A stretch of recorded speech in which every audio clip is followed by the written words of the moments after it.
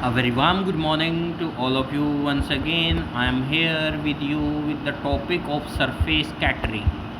Basically catering to passengers, यानी कि जो हम कैटरिंग पैसेंजर्स को देते हैं ट्रैवलिंग बाय सरफेस ट्रांसपोर्ट्स, जो कि बेसिकली सरफेस ट्रांसपोर्ट पे यात्रा करते हैं, सच एज या तो बसेज के through and private vehicle is called surface catering, या तो बसों की हेल्प से या अपने प्राइवेट व्हीकल से उसे हम सरफेस कैटरिंग कहते हैं। These eating establishment are normally located, और जो इस तरह के इस्टेब्लिशमेंट होते हैं वो नॉर्मली लोकेटेड होते हैं अराउंड अ बस टर्माइंस, या तो बस टर्माइंस के पास, और ऑन हाईवे या हाईवे पे। दे में बी इधर गवर्नमेंट रन रेस्टोरेंट, या तो वो गवर्नमेंट के द्वारा चलाए जा रहे हैं, या वो प्राइवेटली ओन इस्टेब्लिशमेंट्स हैं, या प्राइवेट कोई ओनर है, या कोई इंडिपेंडेंटली चला रहा है, या फ्रेंचाइजी में चला सकते हैं। कोई भी बेसिकली उसका कॉन्ट्रैक्ट हो सकता है।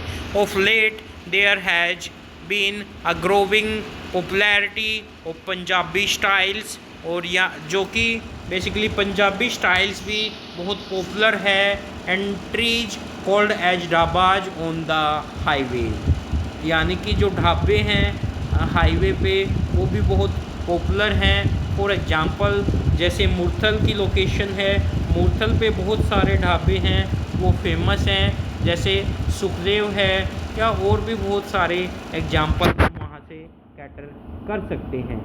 Next one is outdoor catering. This catering include the provision of food and drink away from base and suppliers, यानी कि जो आउटडोर कैटरिंग होती है वो बेसिकली एक प्रोविज़न है जिसमें फूड और ड्रिंक सर्व की जाती है, बेसिकली अपने फ्रॉम होम, यानी कि अपनी लोकेशंस को छोड़ के, जहाँ पे आपका होटल सिचुएटेड है या आपका घर सिचुएटेड है, जिस भी लोकेशंस पे आप काम करते हैं उस लोकेशन को छोड़ के दूसरी लोकेशंस पे सर्व करना। फॉर एग्जांपल जैसे कोई होटल किसी के घर में कॉन्ट्रैक्ट ले लेता है मैरिज का, और वहाँ जाके उसके घर पे ही उस कैटरिंग को मैनेज करता है, that should be the example of outdoor catering. The venue is left to the peoples, यानी कि जो वेन्यू है, जो लोकेशंस है, वो उनको छोड़ के जाना पड़ता है। Choice hotels, restaurant and catering contracts meet the growing demand, और जहाँ से भी बेसिकली डिमांड आती है वहाँ अपने होटल्स को छोड़ के उस पर्टिकुलर प्लेस पे जो है वो आउटडोर कैटरिंग देनी पड़ेगी या फूड सर्व करना पड़ेगा। The type of food and setup depend on entirely the price agreed upon, और जो भी टाइप्स है या फूड का जो भी टाइप्स है या जो भी सेटअप आपने करना है वो टोटली डिपेंड करता है बेसिकली बजट पे। जो भी उसको ऑर्गेनाइज करा रहा है उसका कितना बजट है, उस बजट के अकॉर्डिंग ही बेसिकली आउटडोर कैटरिंग को ऑर्गेनाइज कराया जाता है। Outdoor catering includes catering for functions, यानी कि जो आउटडोर कैटरिंग होती है वो बेसिकली उसमें इंक्लूड्स होते हैं या वो की जाती है बेसिकली फंक्शंस में। जैसे कोई भी फंक्शन है सच एज मैरिज फंक्शन है, या कोई पार्टी है, या किटी पार्टी है, या कोई भी कन्वेंस है, या कोई कॉन्फ्रेंस है, कुछ भी है बेसिकली उनमें आउटडोर कैटरिंग दी जाती है। Next one is retail store catering.